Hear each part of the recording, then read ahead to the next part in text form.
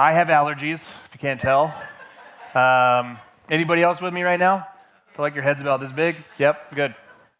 We are in the same boat. So excuse I feel like I sound really funny more than usual. And so forgive me for this. But hopefully we can get through this. We're continuing our sermon series, Twisted Truths. We only have 1 week left after this week. So we're going to be moving into something different in June. So we're getting near the end of it. You guys getting stuff out of this, though? You guys enjoyed the last 7 weeks or so? Hopefully it's made you all feel very uncomfortable. That's the whole point. No, it hasn't. But if you have been, I hope that you're wrestling with stuff. This is one of the big things, that we're come to Scripture critically thinking about why we believe what we believe. We're wrestling with things we may have been taught over maybe our entire lives, and we're thinking about it differently. And so I hope this has been something of an encouragement, but also a challenge to you. And as we think about this series, one word comes to mind, and that's context, right? Context oftentimes can help us better understand a passage that we've learned early on in our development, or even just starting to learn. Gives a kind of an extra depth to things, and then sometimes context radically changes how we evaluate this certain passage. We may have never thought of it that way because of the context. And today I think is going to be one of those where you're going to read a passage that you probably have read many times before, but you're going to walk out with it in a very different perspective. At least that's how I did when I read this passage and studied this passage. Because we're going to look at one of the most famous passages that Jesus gives in Sermon on the Mount, Matthew 5-7. And one that is really likely you've heard before, and one that has been rooted really into our modern cultural perspective. And it's a passage that deals with some important topics, such as how does a Christian retaliate when things are done against them? How do we respond when wickedness or evil comes against us? How do we respond to things like injustice, corruption? Even how do we wrestle with the idea of vengeance as people who follow Jesus? So all of these things are going to be talked about in Jesus' teaching here that we're going to look at. It's prevalent really among just the human experience, these aspects. And so Jesus is going to give us a really important teaching, one that's going to strike hopefully to your hearts. It struck to my heart and to your minds as we walk through this and wrestle with this. But if you have your Bibles, we're going to look at Matthew chapter 5. We're going to be looking at verses 38-41. Again, this is from the Sermon on the Mount, one of his most famous teachings. And this might be one of the most well-known aspects within his most famous sermon. But we're looking at the aspect of eye for eye. Eye for eye. So Matthew 5, 38-41 says this. Jesus is saying to the crowd, "You have heard that it is said, eye for eye and tooth for tooth. But I tell you, do not resist an evil person. If anyone slaps you on the right cheek, turn to them the other cheek also. And if anyone wants to sue you and take your shirt, hand over your coat as well. If anyone forces you to go 1 mile, go with them 2 miles." Easy stuff, right? Very simple stuff to walk out. Not really. There are 2 twists that I want to untangle first off in this passage to help us better understand what Jesus is teaching us here. Because when we get to it, these are going to be some radical things that we learn that Jesus is teaching us through this passage. The first thing I want to untwist, though, is the practical application and meaning of the law, eye for eye and tooth for tooth. What is it? How is it supposed to be understood in the Torah or the law in the Old Testament? And then how was it being applied in Jesus' day for him to have to kind of clarify the meaning of this? And the second one is, what is the meaning and application of do not resist an evil person? So let's look at eye for eye and tooth for tooth first. This is known as the law of retaliation. The law of retaliation, it's highlighted in Exodus 21, 23-25, as well as places like Leviticus 14 and Deuteronomy 19. This is what the law says. It says, but if there is serious injury, you are to take life for life, eye for eye, tooth for tooth, hand for hand, foot for foot, burn for burn, wound for wound, bruise for bruise. So Jesus, in highlighting just 2 of those, kind of is insinuating looking at the entire chapter. Now, when we read that in English, we have this idea of, well, this gives us a license for vengeance, doesn't it? This gives us an excuse to enact violence against those who enacted violence against us. I think this is a common way of reading that, and this is kind of how we wrestle with it, right? Well, here's God giving us a biblical way of getting back at the other person. You might think, well, he hurt me, So now I have the license to hurt them in the same way. They can suffer the same way I suffer. Right? And there's a part of the human flesh that goes, yes, right? We want to enact. We want people to feel the way we feel. Or you say, I have the right to make them hurt like I do. I have a biblical right to make them hurt like I do. Well, this interpretation really misses the point of the Old Testament law. This law was given in order to give a ceiling to the amount of violence that would be allowed in this case of injury. And so what happens is when someone goes eye for eye, is it limits the right type of reciprocal response. And so if someone was to take your eye, you can't go take their life. It was a way of managing and sealing out the idea of violence so that blood feuds wouldn't occur and there would just be this cycle of violence even through generational. Think Romeo and Juliet, think Hatfield and McCoys, right? These blood feuds that would go. And so this was a law that was in place to say, hey, there has to be a ceiling, there has to be a limit to what you can do. And as we study this law in the context of the ancient Near East, we also see that it was rarely, if ever, applied in a way that was enacting violence. So if someone was to take your eye, you'd have to pay the value. So they would have to pay you the value of your eye. It was more of a monetary response, kind of like our modern judicial system today. If you have an offense, a lot of times you can go get a monetary value in return of whatever that assault or offense is. Kind of our modern judicial system is built on some of that idea. But the problem is in Jesus' day, there was a huge highlight of we had to do everything by the book. Many of the Jewish groups in Jesus' day were trying to enact a perfect following of the law so that God would work, so God would come and free them from Rome. The reason that they're still oppressed is because we're not doing it by the book. So you have groups of Jewish people actually enacting violence, taking eye for eye and tooth for tooth by the law because the law says you can. And Jesus is going to bring about a different definition of this. He says, I'm going to give clarity, and I'm also going to give a deeper level of understanding here. And in a way, he's going to untwist and untangle the eye for eye, tooth for tooth teaching. What Jesus is going to be commenting on is the human weakness to properly enact justice when we are injured. Because we often match the injury in kind, adding fire to the conflict. Or worse, we hit back in a way that exceeds the initial injury, therefore becoming a participant in the injustice. So Jesus understands the human condition and our want to get back, our want to make people hurt the way we hurt, the idea of trying to take justice into our own hands and saying we are going to take the flesh because our flesh was taken.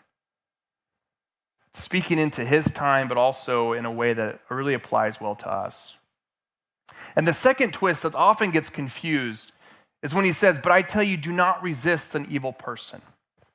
This is one, again, that can be, when you take it from a straightforward understanding, you don't try to look at some of the complexities here, it kind of says we do nothing, right? We get the impression that Jesus is saying, in the face of injury, in the face of evil that comes against us, we just do nothing. That's kind of, in a way, insinuates, do not resist an evil person.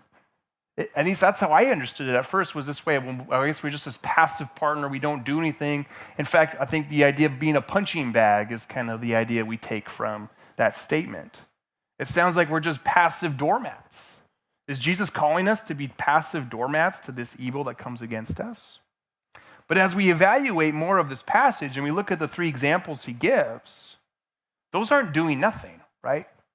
There's something happening there. There's some type of a response. It's not doing nothing. In fact, the word there for resist is the Greek word antistemi. You guys say that with me? Antistemi. And Jesus is actually using a pun here to connect to words above it. So the word anti in Greek means for, or it can mean matching, or in kind. Right? So tooth for tooth, your tooth matching for tooth. Eye in matching for your eye, and kind like your eye. And so what Jesus is saying, he's actually using a pun. He's saying antistema, ante matching or for, and stemi is the word for resist or oppose. It's the idea of really opposing a wall. Like if you were looking at a wall straight on, you're opposing it. And so what Jesus is saying here with the word antistema is not we don't resist as if we do nothing. what he says is we don't resist in a way that matches the opposition that comes against us. We don't oppose in kind to that evil that comes against us. There's a different response. Rather than eye for eye, tooth for tooth, we respond in a different way than the evil that comes against us. Now, this idea of doing nothing has done some great damage, which is why I wanted to untwist it a little bit, because we have seen the damage of doing nothing and what it can do in our society. It keeps people in dangerous situations. Rather than letting them know that they can resist it, but not return the favor in kind, but that they have to do nothing, a passive partner in this has done damage. In fact, one of the lines I appreciated was from a discipleship pastor named Michelle Jones. She says this about how this word has been, or this phrase has been used out of context. It says, when women are abused or when they are oppressed, particularly in marriages and abusive relationships, many times they are told to go back into that situation because the Bible says, do not resist an evil person. Turn the other cheek. And she says that is frustrating and upsetting. I think most of us would understand that's frustrating and upsetting, is by taking Jesus' words and saying, hey, this means nothing, or do nothing, continue to stay in that situation. Rather than what he's trying to say is we just don't oppose the same way. We don't resist in a way that reflects, that is matching those behaviors that come against us, is the meaning of antistemi. To reiterate again, he doesn't mean for you to continue to allow whatever keeps happening to you to keep happening to you. You are to oppose it. You are to resist it, just with not the same kind, not with the same behavior, not with things that match that evil that's coming against you. Antistemi. So to interpret antistemi is to say we do not resist in a way that matches the evildoer. We do not resist an evil person the same way that they oppose us. We do not resist in kind the evil that comes against us. We have to think of a different response, a different type of opposition, a different type of resistance that doesn't reflect their behavior. Paul reflects on this as well in 1 Thessalonians 5:15, but he changes the word from stemi to a word that means repay. He sees that no one repays another evil for evil. There's the word anti there. But always seek what is good for one another and for all people. So you can see Paul even wrestling with this. It's like, I'm going to change the verb to repay. And that makes a little bit more sense, I think, to me for sure, when you have the idea of repaying evil for evil. And this is exactly what Jesus is doing. He just used it in the form of a pun that connects eye for eye, tooth for tooth. It doesn't mean we do nothing. It doesn't mean you're the doormat or the punching bag to the evil that comes against you. We do things. We do stand in opposition to it. But we are not to stand in opposition where we repay evil for evil. So what does that look like? And Jesus gives us these three examples of what it means to antistemi in the face of evil. So let's look at the first one. He says, if anyone slaps you on the right cheek, turn to them the other cheek also. If anyone slaps you on the right cheek, turn to them the other cheek also. All right, I need a volunteer. No, really, Charles, will you come up here? I'm glad Charles sat in the front row. So, I'm not going to slap you. Not too hard, at least. So the visual is this. So if someone is in opposition, so we're stemi right now, we're in opposition, right? Yeah, easy. I did Tybo. All right. So if I wanted to slap Charles on the right cheek, now this is very significant. It's not just cheek, it's right cheek, right? I wouldn't open palm slap him because that would be his left cheek, right? I would have to backhand slap him, right? I'd have to backhand slap him, which I think translates well in our society. This would be a very degrading thing to do to another person, wouldn't it? Like even more so than this, right? Like this is kind of like, I kind of like you. This is like, you're way below me, right? And this is exactly what the image is. And so by taking the right cheek and slapping, it's talking about you, that they are degrading you, they are dishonoring you, they are embarrassing you. In a culture of honor and shame, this would mean that Charles is less than me because societal equals slap with the open palm, right? And it's not a punch. We're not physically fighting here. This is something that does more with the idea of shaming an individual, bringing them down to a lower level, saying that you are how I'm going to treat you. The behavior that I give on you, the way that I treat you is who you are to me, that you are less than, that you are below me, that I am superior to you, right? You can go sit down. Thanks, Charles. And so in a way, Jesus is saying here, there's going to be times where people are their behavior is going to shame you. It's going to try to degrade you. It's going to try to put you beneath them. And we have a few responses to that, right? We can accept that slap. We can accept the backhanded slap of shame and dishonor and degrade. We can walk away, and that will become part of who we are, right? We are what they have created us to be. The behavior they've done against us has now inflicted some kind of an identity upon us. We walk away with that. Or we respond with anger and we knock Charles's teeth out because he slapped me, right? We have this anger response, like, how dare you treat me that way? Or maybe we walk away and then we kind of conspire against that person. What am I going to do to ruin this person's life? It consumes you because of the dishonoring and the embarrassment and the humiliation and the shame that brought it. But Jesus gives us a really unique response here. He says, what happens is rather than let those responses go and be angry and bitter and start to conspire, he says, what you do is you turn the other cheek. You force that person to look you in the eyes. And if they are to slap you again, it's with the open palm, which means they are now saying that you are societally equal. That you are not what they are saying you are.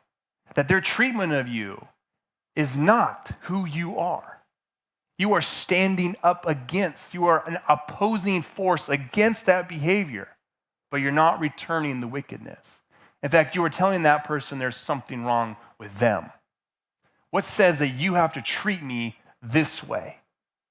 In what way does this behavior say about you more than it says about me? In their attempt to control you, in their attempt to shame you and demean you, you look them in the eye, you turn the other cheek that says, now if you're going to hit me again, we are equals.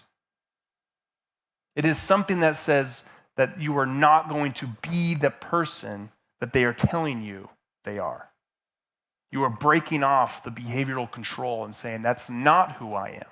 I will not be how you're treating me. We don't give those who hurt us power over us by allowing their actions to define who we are, is what Jesus is saying here. Instead, we react in a way that forces them to evaluate themselves and what they think of us and how they treat us. It puts them into a dilemma. They have to then wrestle with their actions. They have to then wrestle with the consequences of you not allowing that behavior to define you. In a way, you're saying, I'm not going to be controlled by you. James Baldwin wrote a great line. He says, if I'm not who you say I am, then you're not who you think you are. If I'm not who you say I am, then you're not who you think you are. Do not let those actions of the wicked define you, control you, dictate to you who you are. Don't let the shame of those embarrassing, humiliated moments define who you are. This is how Jesus would have dealt with bullies, right? Bullies oftentimes had a trapped behavioral system in them that they feel like they have to bring people down, get their worth out of humiliating others, dropping them down to lower levels. And he says, you are to expose this. The turning of the cheek is not you saying, I'm going to be their punching bag. It's you're exposing the issues with that person, exposing the injustices exposing the issues within the person doing the evil, and that you will not be a victim to it. You are choosing a way that forces them to reevaluate their treatment in a nonviolent way. You are anti-stemi. You are in opposition to it. You are resisting it, but not in the same kind, not in the same way that matches theirs. It's a different way of thinking about retaliation. It's different than eye for an eye, tooth for a tooth. It brings it into a deeper level where you're not only freeing yourself from the behavior that's hitting you and trapping you, it's attempting to actually liberate them from the behavior that's trapping them. Pretty good way to start off, right? Let's look at the second one. And if anyone wants to sue you, and take your shirt, hand over your coat as well. Now, to understand this one, we have to get out of our mindset of the modern closets, okay? We all have many shirts, many coats, many shoes. In the first century, especially in Jesus' class, the lower class, you often had one shirt or one tunic and one coat or cloak is really what you had. You really had those two garments. And the cloak in particular was something that was of high importance to an ancient Near Eastern society.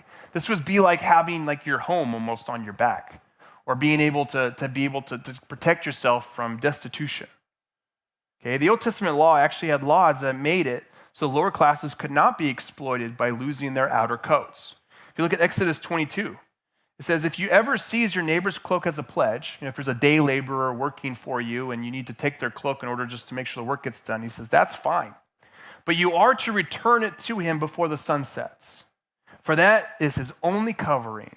It is his cloak on his body. What else is he to sleep in? So the law is very, it's saying, hey, you do not exploit people. You do not take the garments that they need in order to survive. But within corrupt, retributive systems, people tend to find ways around the laws, don't they? How do I get back at this person by not breaking the law exactly?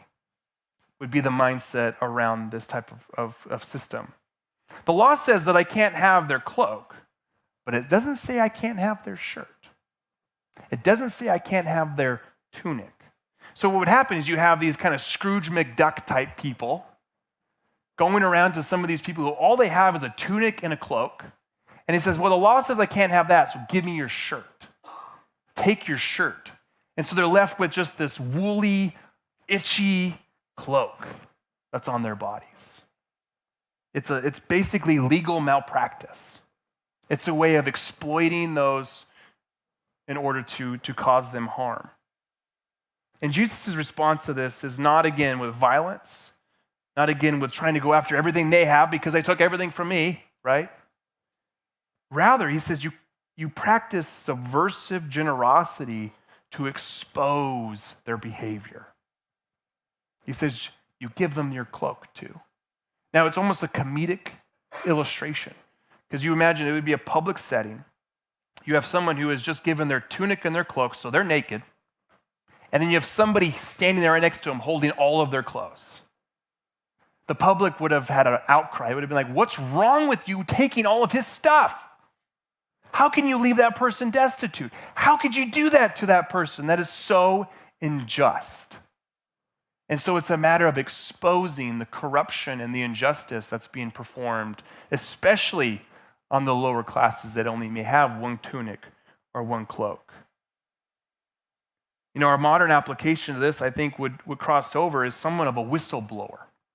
I think a whistleblower is a proper application to our day and age, where that person puts themselves in a vulnerable position, right? If you're naked, you're giving your cloak and your tunic away, you're pretty vulnerable, right? You're semi-suffering in this situation because you're having to go through this. But to expose the injustice, and at the same time, often bears the consequences publicly, suffers the consequences so they don't need to fall victim, so others don't need to fall victim to the same injustices. So Jesus is saying this is how we expose the corruption and injustices in his day, was by when people try to go around the legal codes and they miss the heart of it, you expose them through a shock value. There was a shock value to that. People would have been in the audience going, whoa, what? Like, do you want to give him my cloak, like the outer garment that I need the most? You know, I have this is a true story. There was a Christian apologist. They were in a debate with a non-Christian. And it was a bunch of college kids, probably 300-400 college kids. And the non-believer knew this passage well, and so he kind of wanted to get back at the Christian a little bit, to see how serious this Christian was with Jesus' words. And so he told the defender, he's like, well, Jesus tells us that if I ask for your shirt, you have to give me your coat as well. And the defender says, yeah, that's true. And so he's like, okay, give me your shirt. And so on stage, this 56-year-old man is taking off his shirt and his overcoat, very similar to what I have, and gives it to this non-believer. And of course, people are laughing in the audience. There's disgust in the audience. It was a shocking sight to see a grown man have to demean himself in that way. But the next day in his office, he's got a line of 20 to 30 non-believing students who want to learn more about Jesus because of the shock value, because of the idea that they saw the corrupt injustice of what was done, and they wanted to learn more. And that's a great example of how this word is true today, how it is such a shock value to us today as well as we think about it. Jesus wants us to blow open those areas of injustice and corruption and say, hey, there's an issue with this. In the meantime, we might go through some vulnerable positions. We might go through a little bit of suffering as we stand there, hopefully metaphorically naked, as we expose the injustices. It's a way of exposing it. It's a way of saying, hey, there's subversive generosity that I'm going to offer you my cloak. Again, it puts it back on the perp, the offender, saying, what is going on within me by the actions of this person? The retaliation is not trying to take all my stuff, it's they're giving me more stuff. And it puts it back on their heads. And the third one, if anyone forces you to go 1 mile, go with them 2 miles. If anyone forces you to go 1 mile, go with them 2 miles. Now, the word for force there is actually a Greek word that the Romans army used quite often. So we see it used one other time in the story of Simon the Cyrene. When he carries Jesus' cross, he was forced to carry Jesus' cross by Roman soldiers. And this word was used, a legal term that said any Roman imperial soldier could require any imperial subject to walk 1 mile with their luggage or whatever they required them to walk. Now, again, this is a deeply demeaning, humiliating thing, right? You have, if you're in the first century, let's put our first century hats on for a minute. You're a Jewish person, right? You're living under this oppressed yoke of Rome.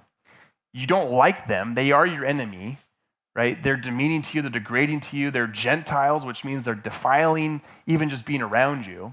And they come into your house. They knock on your door. You're sitting there with your family. You're having a pleasant meal. And they say, hey, you have to come carry my luggage. And you have no choice about it. Imagine the emotions and the feelings that might come to the surface with people who Jesus was speaking this were likely had to do that. They've had to walk through that before.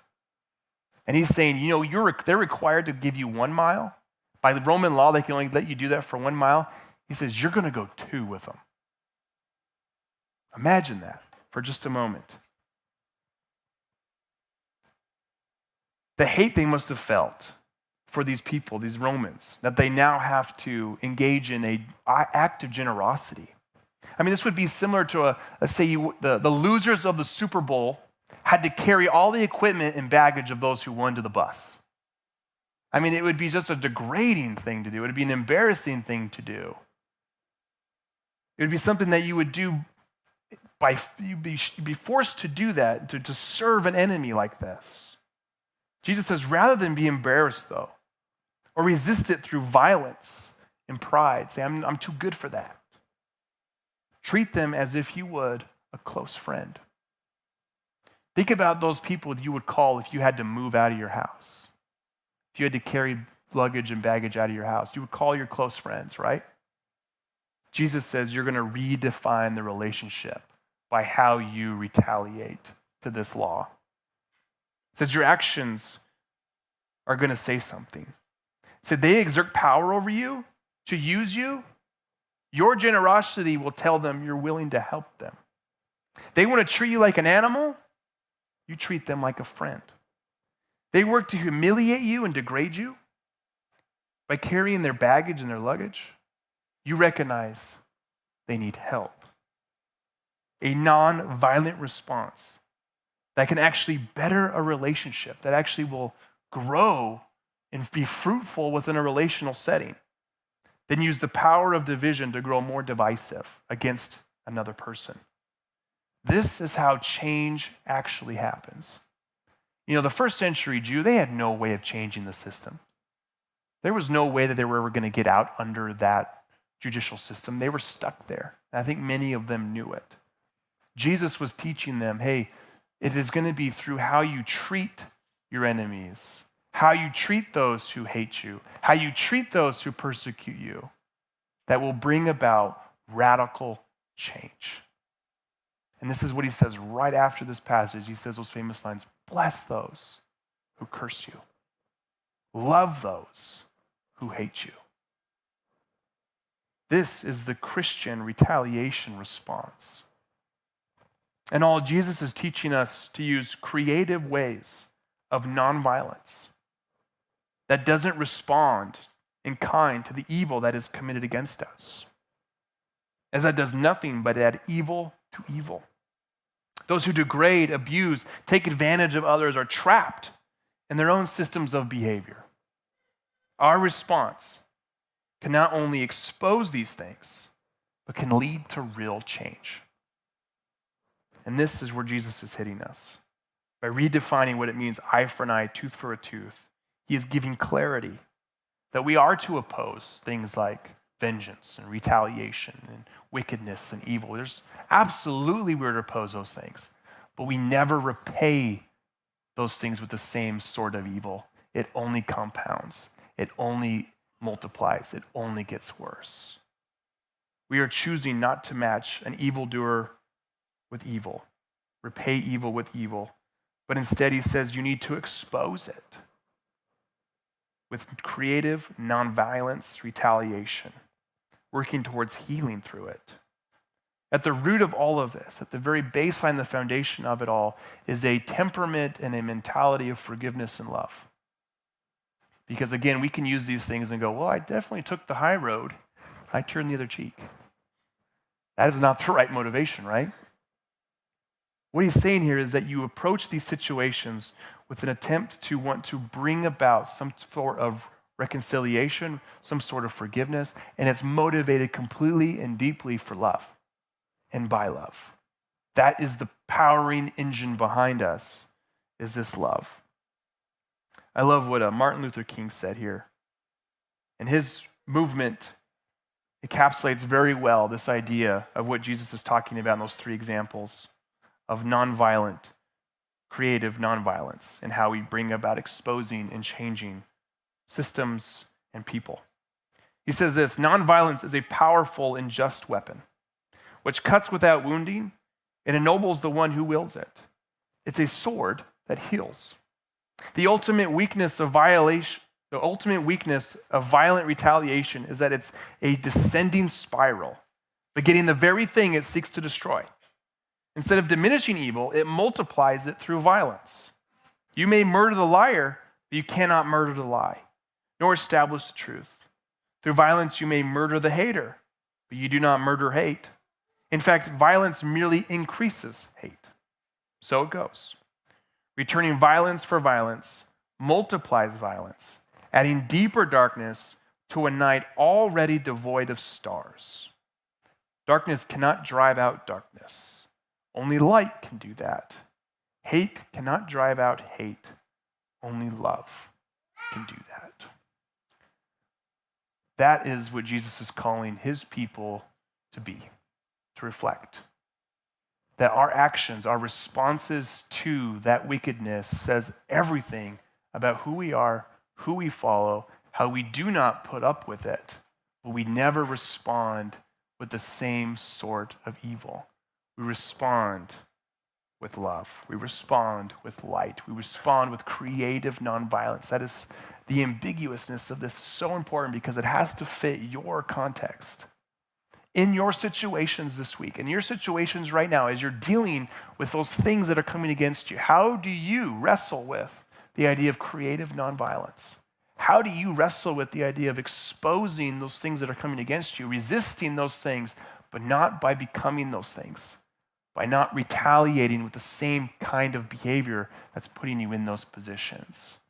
Imagine a people group, a people who says, yes, we are going to experience wickedness and evil against us, but we will not match it blow for blow.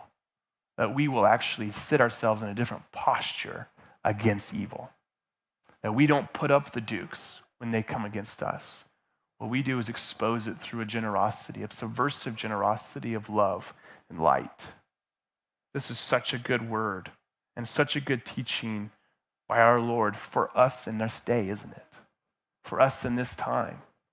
As we look at the things that are going on in our world and our communities, and how it always seems to be a reciprocation of evil for evil, doesn't it? Blow for blow, hate for hate, death for death. When in Jesus' teaching from 2,000 years ago, he's capturing the human heart and human emotion and human ability to say, I'm going to expose it, but not in the same way. Not with the same kind of evil.